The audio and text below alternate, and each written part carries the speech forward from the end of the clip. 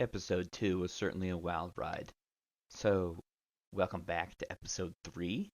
We're going to jump right into it and we're going to let Sarah keep going with her story. And I hope to see you on either side. Thanks. I got mugged like not long after that, maybe a couple months. Oh, Um, wow. yeah, I went out drinking with some friends and I was blackout drunk and I guess knocked on a door saying that I had gotten mugged and didn't have any of my stuff and I needed help, and my parents like traced my banking account. We had gone by a cash points that was close to a downtown area that's not good. hmm And I had taken cash out. I don't know what I was doing. I know at this point I had started like contemplating the idea of I had done heroin by this point, snorted it, and I had contemplated the idea of like trying crack and stuff like that. So I hmm don't know if I just happened to link up with this random guy and that conversation went on and like he was going to take me to get those drugs and that's how I ended up where I was. hmm I know that was like the last straw. My parents were like, this can't go on and you need help. So So were like, you actually mugged or? um, you know, I don't know what got taken, but I know like I ended up with not having a purse and not having my phone. My parents were able to find my phone like through the app, I guess. hmm So I got all my stuff back, but it was like found downtown on the side of the road or something. And that's not the first time my purse had been found by some random person somewhere on the side of a road. So I don't know. I know I've tried to jump out of moving cars before when I was blackout. Um, I couldn't tell you. Um, Gotcha. I'm gonna say I was mugged because I didn't have the $40. I'll tell you that much, and I don't actively remember smoking crack or doing anything that I would have bought $40 with. hmm So yeah. Um, so yeah, my parents the next day were like, "It's time to have a talk." I always hated those talks. hmm They were basically like, "You can get help, or you can find somewhere else to live, and we're not helping you anymore financially, and we need a break, basically." Um, so that next day, I refused help because I still didn't think I needed it. I tried to like move into this random place with some guy that I knew through this job I had worked maybe twice. hmm Um, I had my bunny at this point. I'd had her for a couple of years. I looked out more for her than I did for me. But we tried to move into this place, and then that night I was like, Dad, I can't live here. Like, there was no light set up. I didn't have any furniture. I had just like grabbed what I could, and my friend helped me move. But I had like started realizing like financially I am not okay. Like, I can't live on my own. hmm So my dad came and got me, and I went to treatment the following day. I think. I ended up going to treatment where my mom had. She hmm told me, she was like, "You don't have to go there, but they have a bed open." She told me because at the time I was like, "You just want me to go there because you went there and it worked for you, and you want me to be you." Um, hmm Now, was this just for the alcohol, or was it a combined kind of treatment therapy? uh, yeah. So it was just subs. I mean, it's not focused so much on mental health. Obviously, they talk about it and they have therapists and they kind of start to work on that, but it's not like a long-term mental health facility. It's substance use inpatient. Um, it's Fellowship Hall in Greensboro. I'll just say that. Um, so I went to treatment. I was there for a month. I actually fell in love with recovery.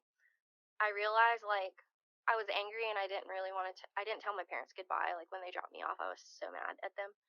Um, which looking back, like there's this completely like entitled personality that comes from being mentally ill, or like everyone's out to get me basically.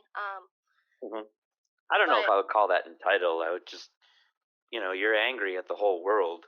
Like well, you yeah, said, you're angry and you're cynical and you don't want help because you don't think you need it. And yeah, it's not necessarily you, it's your depression, anxiety, your addiction. It's everything all compounded, and you can send someone to treatment and it might work and it might not.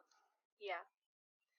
But like within an hour of being there, we had like the lecture, like it was like the first lecture of the day or something, and one of the counselors started talking, and like I swear within like 5 minutes of listening to him talk and like seeing the other people in the room laugh and smile, like, hold on, I realized like it's where I needed to be. Hmm. It was like this huge mental breakthrough where I was like, oh my god, these are my people. And like looking back, yeah, they were my people because I found my people when I started drinking and using other drugs. Like those were my people. So my people were also the people who were getting off of those drugs. Like it's the same Hmm. people. But at the time I was like, oh my god. Yeah, treatment, I loved it. Now looking back, I actually wasn't ready. Um, Hmm. but treatment planted the seed. It hooked me up with the resources, showed Hmm. me that there's another way, that there are people who are very happy and recovering and successful. Um, so when I was there, I hung out with, this is at the time that they had the men and the women still housed together. Now it's completely separate. Um, but I hung out with all the guys. I still couldn't be friends with women because women are mean. Um, You said it. no, that's actually a very prevalent mindset in recovery, from women to women. But yeah, I wasn't ready. I kind of treated it as like a social gathering. Hmm. Did learn a lot and still remember most of it, but I would go to meetings and I would like not really, I wasn't there for the meeting or the therapy. I didn't use like the small group discussions for like actually talking about my problems. And so when I got out, my parents were, well, the treatment team and my family decided that moving back home wasn't a good idea, and my Hmm. parents still like it was just too much. So there were some options, and I was really against the idea of moving. Like one of the options was Launchpad in Wilmington, and it's actually a really good place, but they are a little more strict. Like within the first 30 days, you can't have your own car, you can't go anywhere by yourself. Which is like a good thing, but for me, I was like, oh my god, like that's lockdown. So I ended up moving into an Oxford house in Greensboro, and I was there for 6 months. Now, what is that? An Oxford house, so it's a democratically run recovery house. There's no like oversight or management. Um, I mean, Oxford House is a national, global, no, national housing system for people in recovery, but Mhm. there's no like formal management. And it's self-sufficient, so everyone pays their rent, and you have to have like a job or be going to school within the first 30 days of moving in.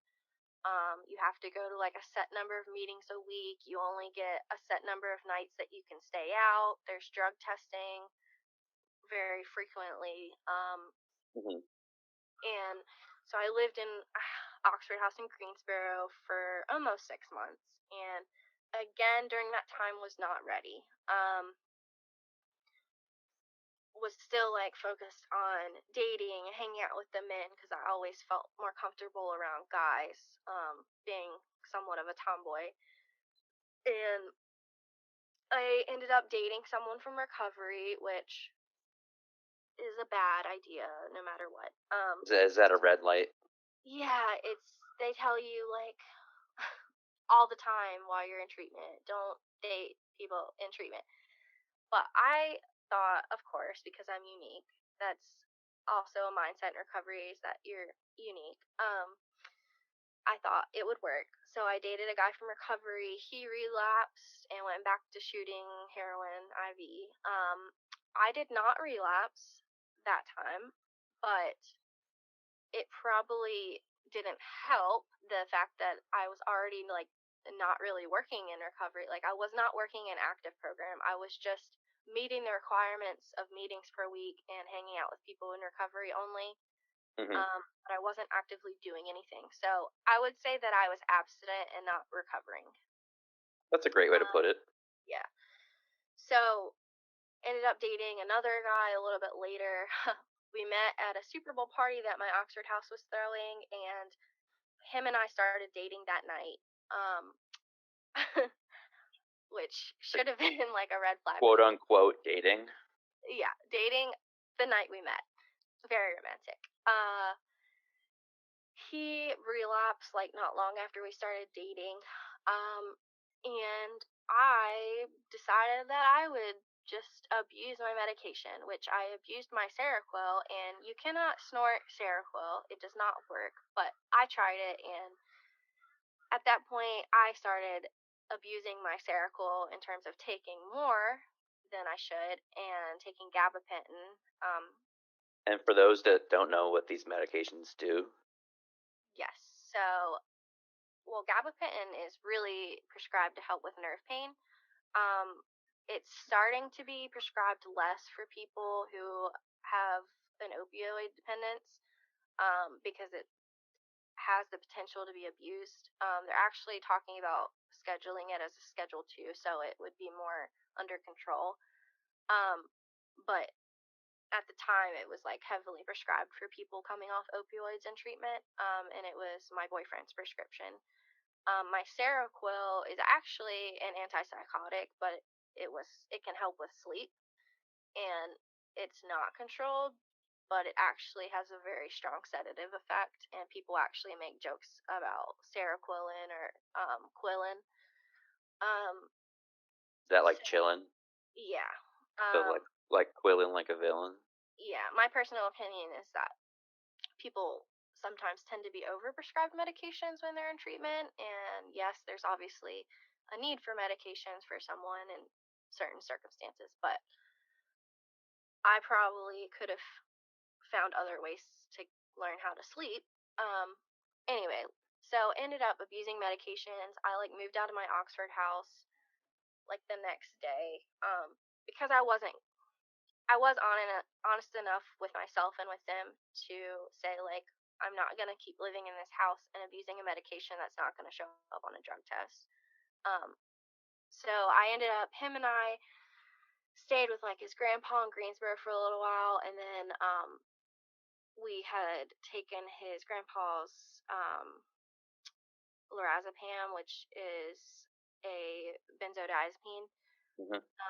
And he kind of found out, and his family was not happy. My family was not happy. Like, so we ended up moving to Charlotte with what we could take, and I put all my stuff in storage in Green. And we went to Charlotte because that's where he was from. And we stayed with his family for a little while, and then we like couch surfed.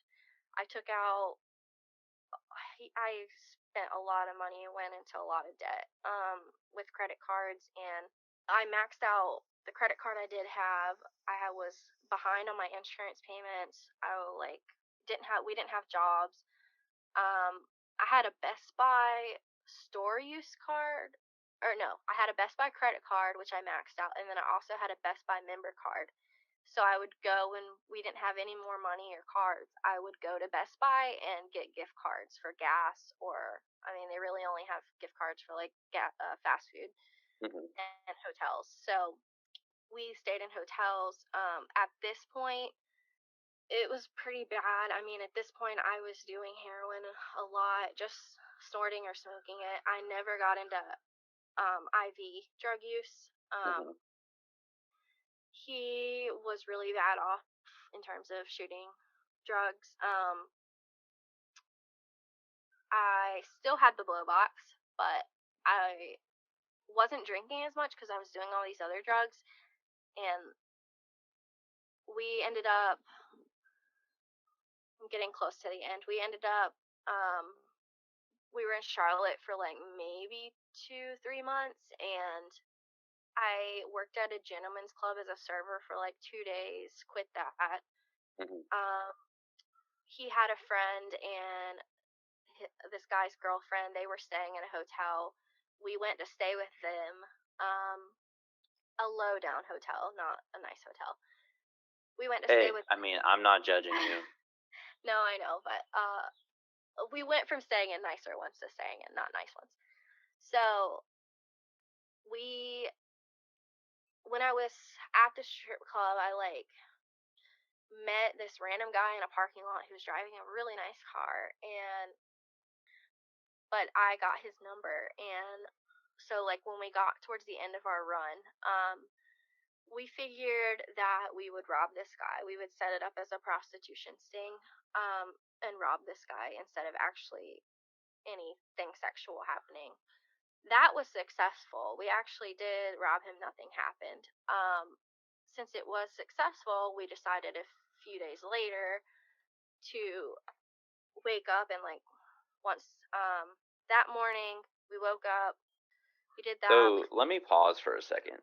Uh-huh. You robbed a guy. I did. My boyfriend had brass knuckles, and I'm a little bit on this right now. Is this where the going back into the legal system is coming in? yes. Okay. Yeah. So we woke up that morning. What year was this? 2017. Okay. All right. So my boyfriend had brass knuckles, and the other guy had, I don't want to say a pocket knife, it was a tiny, small, pocket knife, but like a Swiss Army knife. Yeah. No guns involved. And when we woke up that morning, smoked weed, took Xanax. They had just gotten some heroin. They all three shot up, and I did not. And I actually was about to. I wanted to, and my boyfriend told me absolutely not, because it's pretty well known for people with substance use that once you start injecting, it's a whole nother game. People get addicted just to shooting up, and people will shoot up water just because the feeling of shooting up is an addiction within itself. Mm-hmm. So he stopped me. He wouldn't let me, which is a blessing looking back. Might not have gotten arrested that day had I injected, because probably would have passed out. Maybe I would have overdosed and died. I had actually, I had overdosed a few weeks before that. And then I had another overdose. The first one, we went to see a movie, and walking to the movie theater, or to the actual theater within the theater, I passed out and ended up going to the emergency room in Charlotte, and my parents didn't find out until later. But I was treated. They did CPR for 20 minutes. They intubated me. I was not conscious for 20 minutes, so technically not alive. I survived that, and then I supposedly overdosed at an apartment, and my boyfriend was able to do CPR. They Narcaned me as well the first time. Mm-hmm. Apparently I overdosed again. He was able to bring me back with just CPR. I don't know if that was actually an overdose, or I was just blacked out. But yeah, so I had overdosed as well twice. The whole time I was always worried about him. The reason I stayed, because I had actually debated leaving and coming back home and asking for help. But the whole reason I stayed was because in my head I was like, he's shooting up. I could save him. He might die without me. And that's it's a savior complex. Looking back, it was there. It was there throughout a lot of times. But that was my mindset, and that's why I initially chose, in my head, this is why I chose to relapse and go with him and not stay in recovery, was because I could save him. He needs me. Looking back, I just wasn't ready. And it was an excuse to not focus on myself. But anyway, so yeah, they shot up. He didn't let me. We decided to go to a gas station and get a random guy, and ask him if he wanted anything sexual. We arranged for him to drive separately back to this hotel we were at. He didn't speak much English, so there was a language barrier, but he understood enough. So the other her was what, his sister? No, so it was me and my boyfriend, and then my boyfriend's like longtime friend and his girlfriend. Oh, okay. Yeah. So we set it up. We set it up so that me and her would go up to the room, and the guy would come in, and then one of us, we would like get him in the situation and like start to have him take his clothes off, and then we would open the curtain, and that would be the signal to our boyfriends to come from the parking lot up and rob him. So her and I never like actively robbed him, but we conspired and we were present. Mhm. So the guy, once like they came up and robbed him, we like got his watch and his wallet, and the guy ran out screaming in Spanish for help and to call the police, and there was like some Spanish landscapers below, and so they quickly contacted 911, and the four of us took off in my car and went and like got rid of his wallet and basically just like looked through it and kept what we could. And then all our stuff was at the hotel, so we were gonna drive back by and just check. And we drove back by, and there was police, and we could see like the scene in the parking lot. So we decided to keep going, and we drove like around the corner, and so many police cars. Basically, we cooperated. We pulled into this apartment complex. I've never had guns pointed at me until then. I'm talking like at least 12 squad cars.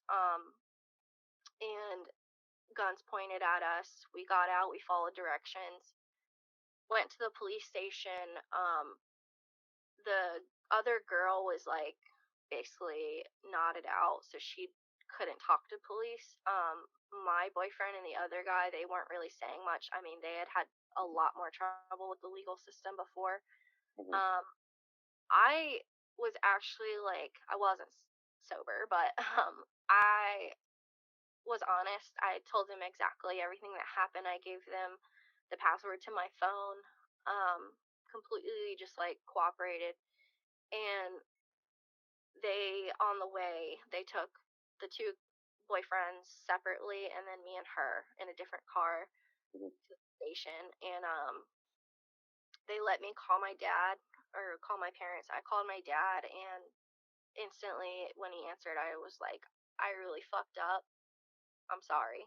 And he asked what happened, and I told him, and he was like, okay. He was like, well, I love you, and we'll figure it out. And so I got processed in Mecklenburg County Jail. I spent 4.5 months in jail. The guys were housed downtown, and the women were like in a different part. So the girl and I ended up in the same jail cell towards the end, or not the cell, but the pod towards the end. Mhm. Within the time in there, I was actually entered a therapy pod where I took, like they had these different workshops and classes. Basically, it looked good, and it allowed me to be in a less like lockup type situation. Like we had a little more freedom in terms of being out and like going into classrooms and Mhm. um, somewhat different people. Um, Jail is not a place that I would ever recommend for anyone. I kind of wish people understood what it was like in there. That's what people who have been there Yes, say. it's horrible. I thought about suicide every day I was in there. But I knew that well, for starters, I started to realize like I wanted to be in recovery and I wanted to change. When I was locked up, I actually missed people in recovery. I didn't miss any of the other people I partied with or hung out with. Mhm. So I finally surrendered when I got locked up. Um, you know, recovery is like a mindset of like surrendering on top of resignation. And I would say like if you're not actively ready to change. Like, you might be in a mindset of resignation where you realize, like, something has to change. Whereas surrendering, you're like, okay, like, I'm ready to do what it takes to change. Mm-hmm. And so I finally surrendered. But yeah, it was terrible. I mean, I was in there with people who would talk about they had killed someone, and they would talk about it like it was nothing.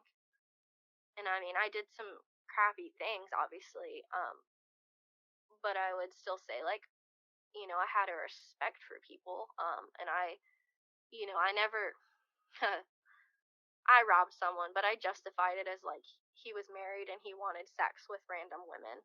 Mm-hmm. And you wanted to survive. Yes. But, like, I would never have, like, actively hurt someone, if I was capable of not, like, if I was in the right mindset. So, yeah, it was terrible. But I decided I was ready, and when I got out, my boyfriend actually ended up going to prison. The other guy got out and also got drug treatment court, which is a different type of probation. Um, and the girl moved back to the state she was initially from. She was only uh, 20 at the time. Out of the four of us, I'm the only one that stayed straight the whole time. She actually ended up overdosing when she turned 22, and she died. Wow. But I ended up getting convicted like 4.5 months later. I got out in August 2017, and uh, due to like not being able to find housing in Charlotte and not knowing anyone there, I was able to get my drug treatment and probation transferred back to Wilmington. Mm-hmm. So I moved back home for like a month until I was officially sworn into drug treatment court. And then I moved into a halfway house here in Wilmington, which is a different type of recovery house. It's not democratically run. There is like a management, Mm-hmm. and you don't it's not self-sufficient, like you're paying for the management to oversee the house. Yeah. But there's still like frequent drug testing and meeting rules and stuff like that. Drug treatment court is like a very strict court, where you like actively have to be assessed and like get help, for like any mental issues, and enter therapy if it's found to be appropriate. And there's drug testing every week. You go to court every Friday with just people that are in that court. There's DWI court too, and then drug treatment court. Mm-hmm. You have a probation officer who specifically is in drug treatment court. I completed that with no issues. I never had an infraction. It's an 18-month process, so it's like a year of.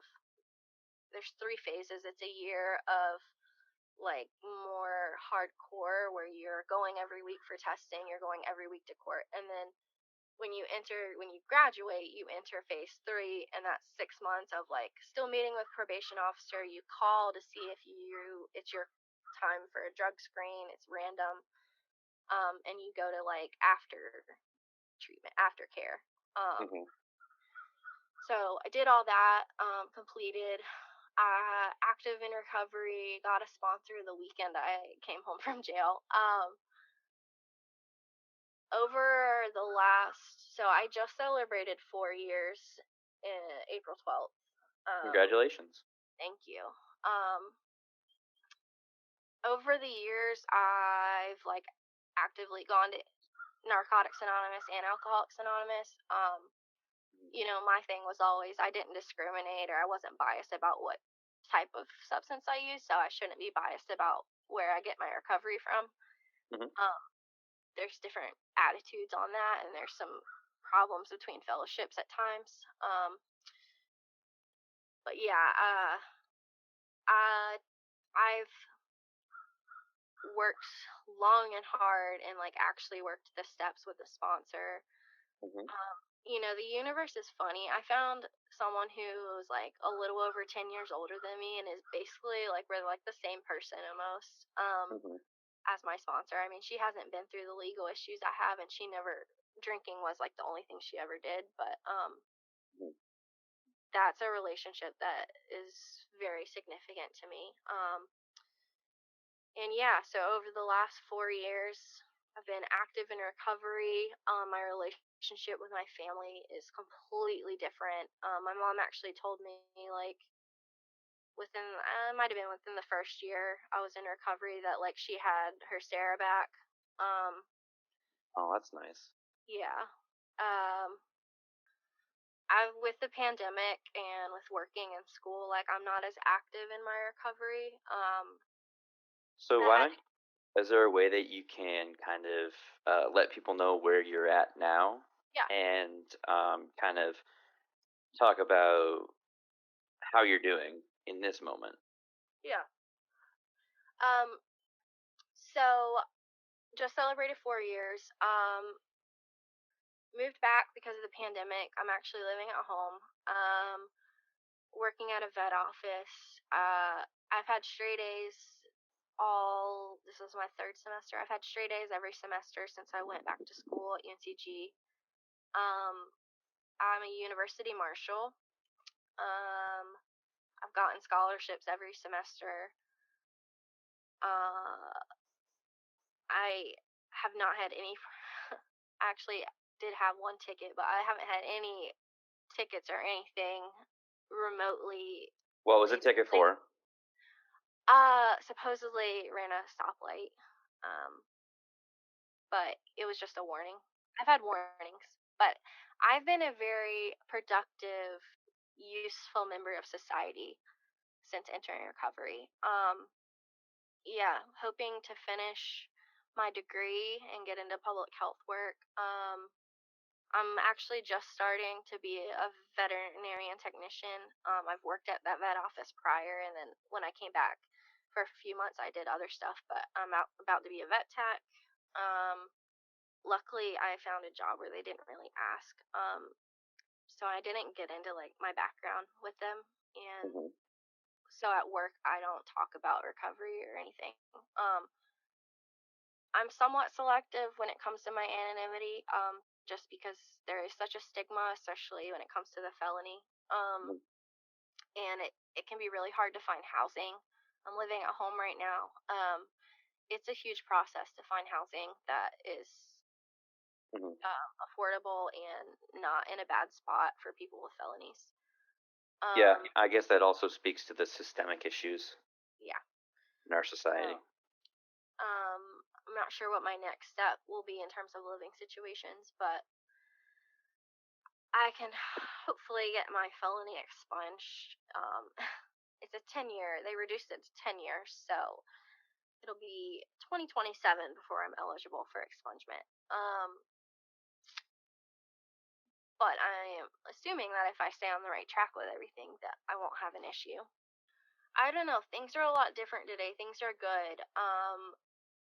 Through like working on myself, in terms of like working the steps, recovery, just like self growth, positive affirmations, um, reading about therapy, like my mental health, it's stable. I don't deal with like the ups and downs. I wouldn't say I've had like issues with depression um in quite some time. I did have a little bit of a problem in this past fall, Hmm. where I did like struggle a little bit, but luckily when I get like thoughts of using or suicide or something, like I'm able to like talk myself down or call somebody. Hmm. Um, I have dreams about using.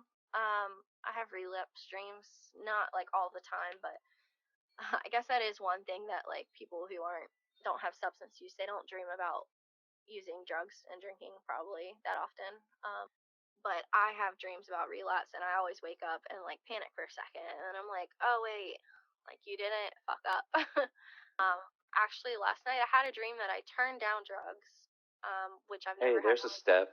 Yeah, I've never had one of those before. It was weird. I was like, ah, and then I went back to sleep and dreamed about relapsing. So it like balanced out, I guess. But so life's very, very different today. I'm glad to hear that, Sarah, and thank you so much for sharing your story with us.